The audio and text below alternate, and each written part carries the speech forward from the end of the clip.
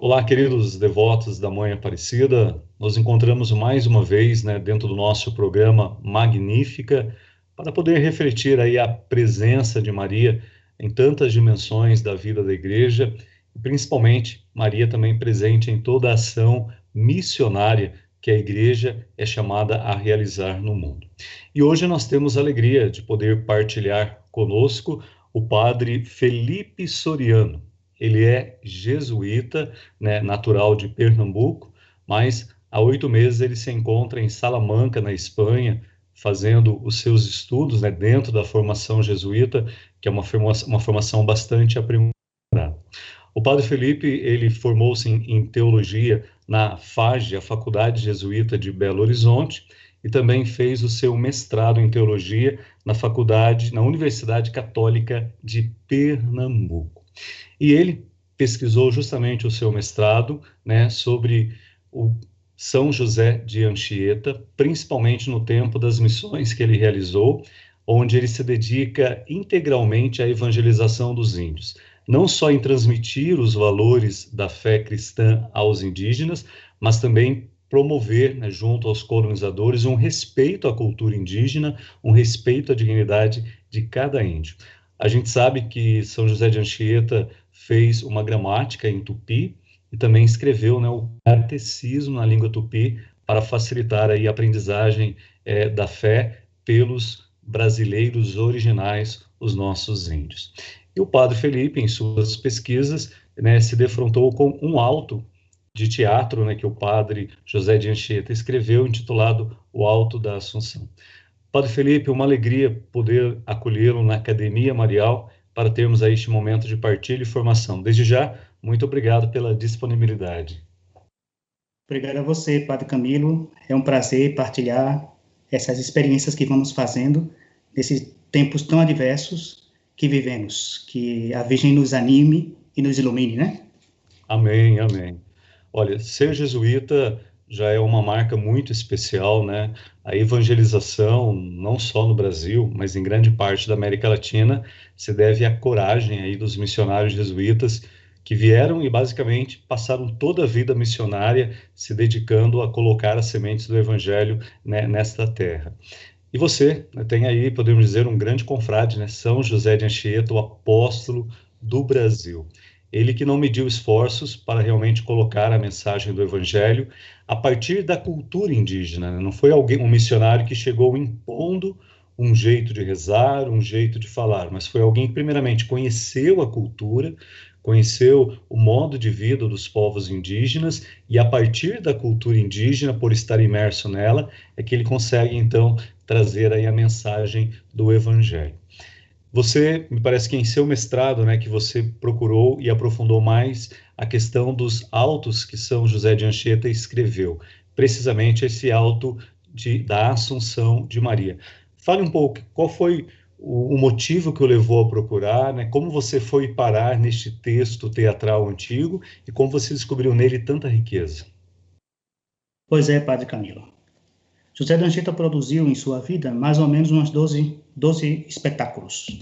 E esses espetáculos marcam vários momentos de sua história, mas a grande maioria deles muito aberto e empático à questão indígena, né?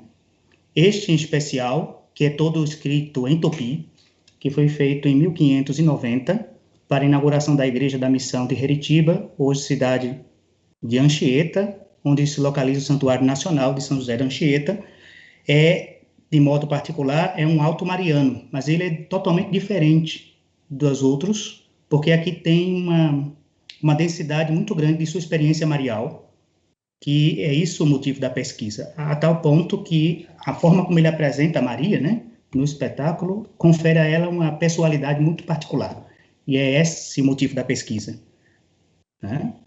Eu conheci esse auto porque eu tive a graça de receber a missão da companhia de ter sobre minha responsabilidade essa paróquia, aonde se localiza o santuário. Aí eu me dediquei 2 anos. E, naquele tempo, nas comemorações de 260 anos da fundação da paróquia, a gente foi procurar nos arquivos e encontrou pouca coisa, né? Uma paróquia tão antiga, né? Sim. Mas tinha esse auto que precede, que vem antes da fundação da paróquia. E aí, quando eu coloquei os olhos nele, percebi que tinha alguma coisa diferente. E aí começou essa paixão e essa pesquisa. Claro, também eu estava já no Espírito Santo, em 2013, na canonização de Anchieta, então foi um amor crescente que vai encontrando também o amor dele, né? Sua devoção particular à Mãe de Deus. E como é bonito, né, Padre Felipe, perceber que na ação missionária dos jesuítas, e especificamente na ação missionária de São José de Anchieta, Maria se faz presente também em sua linguagem catequética, no modo como ele escolhe para trazer a mensagem do Evangelho, principalmente ao coração dos povos indígenas. Com certeza, José de Anchieta, em Portugal, né, já havia bebido da dimensão da arte, do teatro, e ele deve, neste auto que ele fez, você diz que ele fez, produziu 12 autos, né, catequéticos, especificamente este o auto de Nossa Senhora da Assunção. Ele deve ter trazido, com certeza, elementos da cultura europeia para este auto, principalmente o fundo religioso do cristianismo, mas ele consegue mesclar também com a cultura indígena, né, colocando, com certeza, elementos da dança, da natureza e do colorido. Em sua pesquisa, especificamente no Alto da Assunção, você percebe estes elementos se fundindo e criando uma nova realidade? Sim, e é isso a novidade da pesquisa, porque mais do que uma transmutação das tradições europeias, que a gente vê isso claramente na peça anterior, se a gente pegar a evolução da sua Mariologia indígena, 5 anos antes ele faz um auto, chamado Auto de Guarapari, e aí tu vai encontrar expressões clássicas da patrística, né? Sim. Maria apresentada como nova Eva e tudo mais, transmitido literalmente na língua dos índios. Só que essa primeira experiência que ele teve vai fazer ele acordar e perceber o lugar do feminino na cultura tupi. Uhum. Porque as tradições indígenas do Brasil traziam raízes profundas de matriarcado. E aí é que ele vai preparar o auto seguinte com essa novidade. Então, o texto que nós temos é um texto traduzido por padre Armando Cardoso, que é jesuíta. Esse texto também já foi publicado. Tinha sido publicado antes por Maria de Lourdes e tem outras publicações em fragmentos, traduções, né? Então, eu trabalhei com 4 tradutores nessa pesquisa, mas o que me dediquei a mostrar é como Maria é apresentada. Por isso que o tema da pesquisa é a apresentação de Maria, como Maria é apresentada por José de Anchieta. E é curioso, porque se leres a tradução, tu vai perceber que é um texto tipicamente devocional. Sim. Mas Maria não tem fala nenhuma no espetáculo. Tudo são os índios que dizem o que ela está fazendo no seu coro, na sua poética. E é engraçado que a maneira como ele vai apresentando Maria é colocada como mulher tupinambá, mulher indígena. Sim. Porque são características muito próprias, que estão sutis ao espetáculo, que vão sendo destacadas, né? E isso é que surpreende claramente o público, né? Porque é uma aldeia indígena. A princípio só tem índios. O curioso é, diante de um espetáculo que é um instrumento catequético, os padres que estão na aldeia não são citados. Então, quem é a instância de Deus no diálogo com os índios é a Virgem, em todo momento. É ela que é a catequista da aldeia. Essa é que é a grande sacada de Anchieta.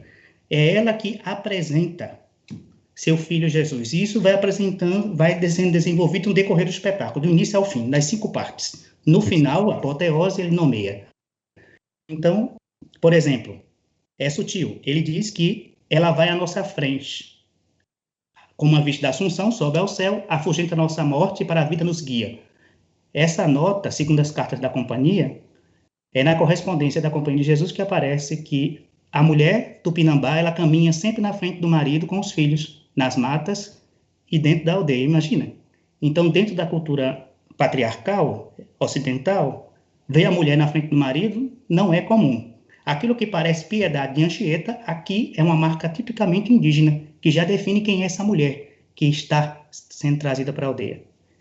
Então, tem muita coisa sutil dentro do espetáculo, que para o índio ele entende perfeitamente. Então, o europeu, lendo o espetáculo traduzido na sua língua, percebe piedade da Virgem, né? Que sobe ao céu com pressa, porque quer encontrar seu filho amado. Aqui, para o índio, é outra coisa. Então, essa riqueza do alto, né, mostra a capacidade e a profundidade da enculturação que a Anchieta desenvolveu, né? Que não foi somente capaz de criar uma gramática e preparar um catecismo, mas entender até as ideologias presentes na língua. Isso é fantástico e ser empático a tal ponto que surpreende seu público. E é importante, né, Padre Felipe, que José de Anchieta não só se tornou um grande conhecedor, né, da cultura indígena, aprendendo a falar a própria língua dos índios, o tupi, mas ele também passou a sentir como os índios sentiam, né? Ele entrou tanto na vivência dos índios que ele começou a perceber, né, essas nuances, caminhos de abertura que eu diria até bastante afetivos para conseguir chegar com maior profundidade e tocar, né, através da fé na cultura deles. Você partilhou algo importante, né? Os índios têm a figura matriarcal da mãe, né, como algo primordial, algo que para os colonizadores europeus não era tão presente, né? A colonização europeia vinha de um patriarcado onde a figura masculina ocupa sempre o primeiro lugar, é o masculino que fala, é o masculino que determina, é o masculino que é o detentor do poder, né? Mas o padre José de Anchieta entendeu que para os índios não, a figura matriarcal, né? A figura da mulher e da mãe, ela assume um destaque importante. E foi esse caminho, então, que José de Anchieta conseguiu encontrar para criar aí o Alto da Assunção e fazer com que os índios pudessem retratar, né, como eles acolhem em sua cultura a figura de Maria, não é? É bem interessante, porque toda a transmissão da cultura nas aldeias passa pelo feminino, porque o homem é vocacionado à caça e à guerra. Então, é a figura do feminino que regula a vida, principalmente enquanto aquela estrutura formal das mulheres do principal da aldeia. Então, Anchieta vai entender que os índios tinham ritos, e esses ritos vão ser assumidos e incorporados à composição do espetáculo. Em especial, que é a forma como a gente entende os espetáculos, é o rito de acolhida tupi, ou saudação lagrimosa. Quando chegava uma visita na aldeia, a visita era levada à casa do principal, e as mulheres desse principal, aos pés dessa visita, sentadas na rede ou num toco, caíam num choro, um grande pranto. Enquanto se chorava, a visita também tinha que simular alguma lágrima, se não tivesse, para corresponder, porque eles choram lamentando as dificuldades que essa visita, a pessoa passou até chegar na aldeia. Depois eles falavam tudo o que aconteceu até no período que a pessoa esteve ausente e diziam aquilo que precisavam e vice-versa e pergunta a visita o que ela veio fazer. Essas partes dessa saudação, que termina também com alimento, né? Para fortalecer a visita, isso está presente na cultura dos índios a tal ponto que é a estrutura aonde está montado o espetáculo. O alto começa com uma imagem que chega no porto da aldeia. Sim. E o canto já diz logo que é a Virgem que chora continuamente. Então aqui tem uma inversão cênica, que não podemos até dizer teológica, porque se é a Virgem que a visita, quem devia chorar são os índios da aldeia, que a recebem. Então, se ela chora, os índios são surpreendidos, porque ela chega tomando posse da aldeia. Os índios que estão na aldeia, os que vieram ao festim, são hóspedes dela. Isso passa despercebido na leitura não atenta, se a gente não considera o público e a sua própria cultura. Então, o que eu tentei fazer foi pincelar essas chaves de interpretação para mostrar como a Virgem aparece. E ela vai se desvelando como indígena no decorrer do espetáculo, a tal ponto que ele vai dar um nome a ela, também indígena. Então, é nomeada e ela é definida. Então, é como fosse uma personagem ficcional, né? Sim. E vai ganhando corpo. O engraçado é que os índios recebem a imagem como uma pessoa. Isso é que é interessantíssimo. Tanto que vão conversar com ela no espetáculo. Então, as etapas do rito tupi, mesmo que a Virgem não fale, eles dizem o que ela faz e o que ela deseja da aldeia. É engraçado, é interessantíssimo. Então, Maria se torna a instância do diálogo de Deus. E o que é mais interessante é que, ao fazer esse esforço, Anchieta mostra que toda catequese é um verdadeiro diálogo, né? Diálogo da fé. Perfeito, padre. Nós sabemos, né, da devoção que São José de Anchieta tinha por Nossa Senhora. O belíssimo poema que ele escreve, né, Poema da Virgem, nos faz compreender como Maria estava presente tanto em sua vida oracional como também em seu dinamismo missionário. Neste alto que você estudou com bastante propriedade, o alto da Assunção, você diz que ele foi uma forma que o padre José de Anchieta e os jesuítas encontraram de fazer a apresentação de Maria, né? Você já narrou mesmo como o alto se desenvolve, né? A parte dos personagens, que Maria o tempo todo ela não fala, ela é uma presença, né? Que vai sendo compreendida e acolhida. Este estudo que o senhor fez na forma como o padre José de Anchieta apresenta Maria diante de uma nova cultura, a cultura indígena, na qual ele também já estava bebendo, que caminho original e que possibilidades, né? Essa reflexão que você fez, padre, ela traz para acrescentar a nossa Mariologia. É importante quando você destaca o poema da Bem-aventurada Virgem Maria, que é uma obra importantíssima, José de Anchieta, mas esta peça, essa obra, é de uma fase específica de sua vida, né? Ele ainda está voltado à Europa. É um texto em latim, então diz respeito a um grupo muito reduzido. Aqui, já no final da vida, ele consegue dar um passo desse. Quer dizer o quê? Consegue apresentar Maria aos índios, né? Com muita propriedade. Então, aqui tem um excesso. Então, o Alto da Assunção, ele é um acúmulo da sua caminhada mariológica, que aqui chega a um ápice, que deveria chamar nossa atenção, né? Porque no século XVI, a Mariologia nesse porte é muito novo. Mas qual é o diferencial?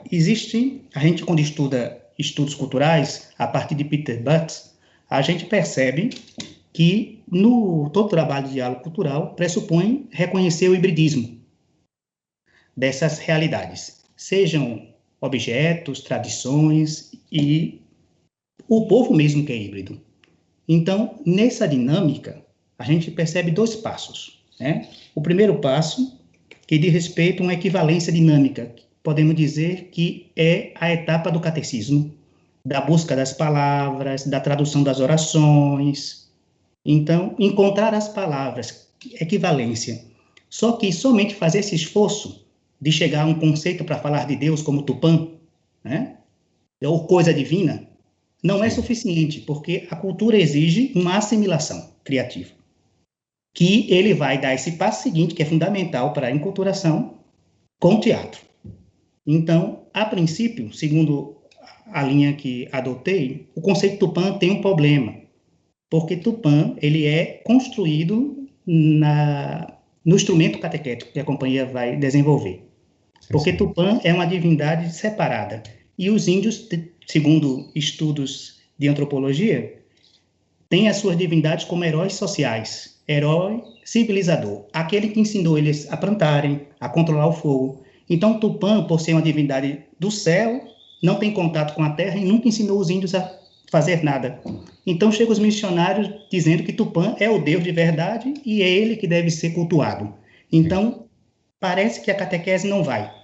Então, nesse alto, segundo a leitura e o caminho que eu adotei, ele encontra uma saída mariológica.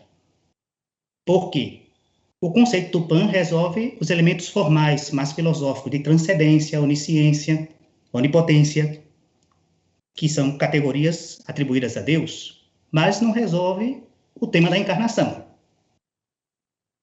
Então, como segundo os mitos sobre Tupã, Tupã é bem apegado à sua mãe, que vai com seu barquinho das nuvens, passando do oeste ao leste do nosso litoral, né? Até a casa da velha, a deusa mãe dele, a Nandansi, por isso Tupanci, o nome que ele vai adotar.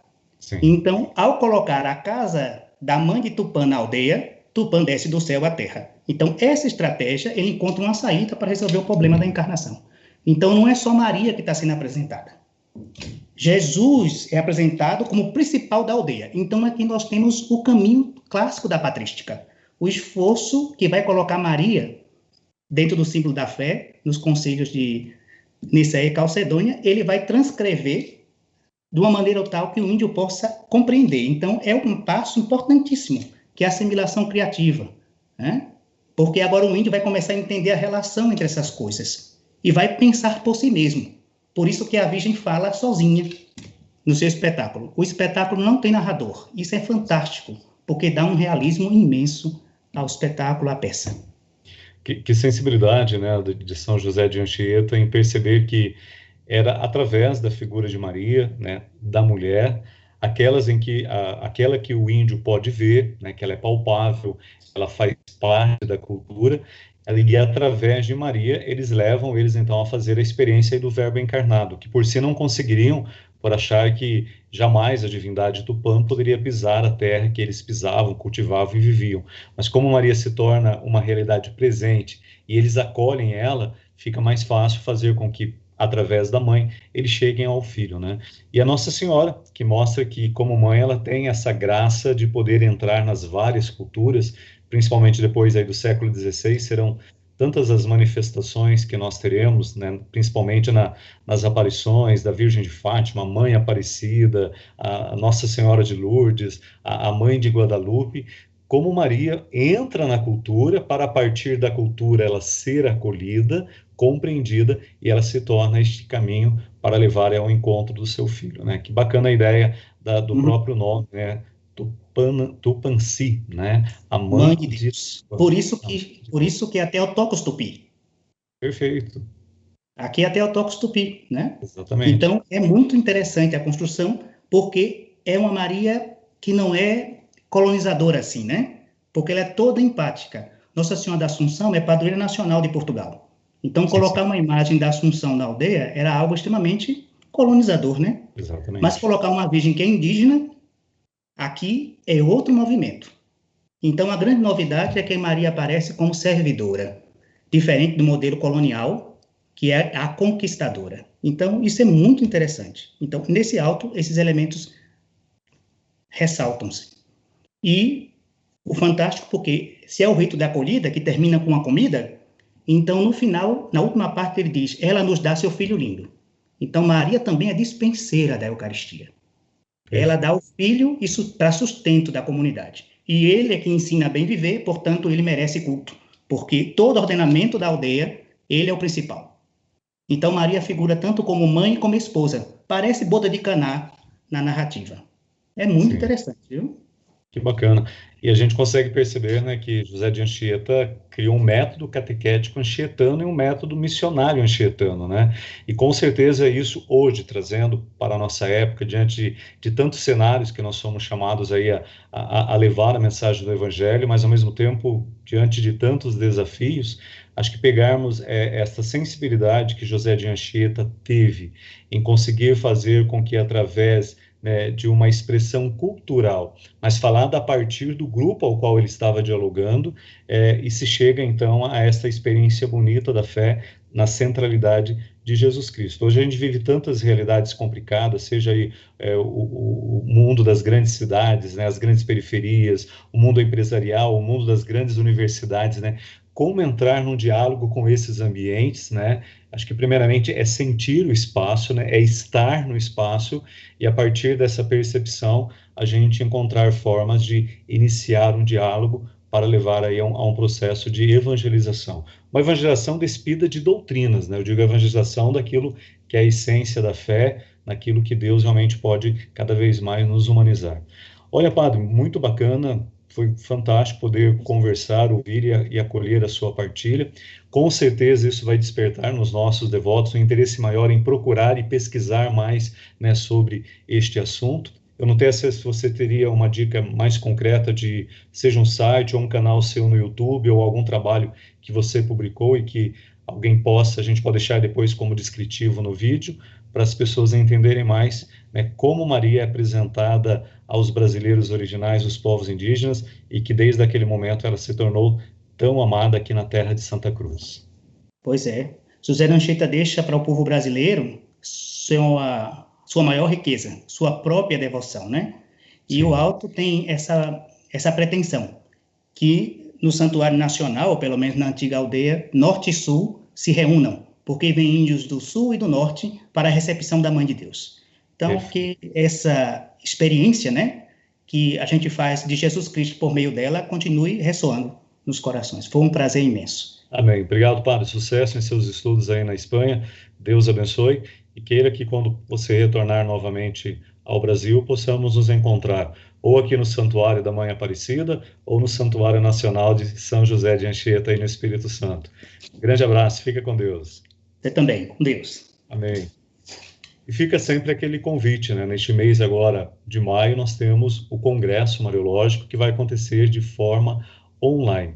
De 18 a 21 de maio, acontece o Congresso Mariológico aqui em Aparecida, promovido pela Academia Marial. Vai acontecer de forma online, devido ao cenário da pandemia não possibilitar que nós estejamos aí juntos, né? Mas todos estaremos unidos na proteção de Nossa Senhora e no amor do Cristo. E para você participar, faça sua inscrição neste endereço, a12.com/Congresso Mariológico. Que Nossa Senhora, né, a mãe que se reveste da cor e do coração dos indígenas, a mãe Aparecida que se reveste da cor negra e vem ser a expressão bonita do amor de Deus sobre cada ser humano, que ela continue intercedendo por nós. Deus abençoe. E que Nossa Senhora Tupãnanci, a Mãe Aparecida, interceda por todos nós. Amém.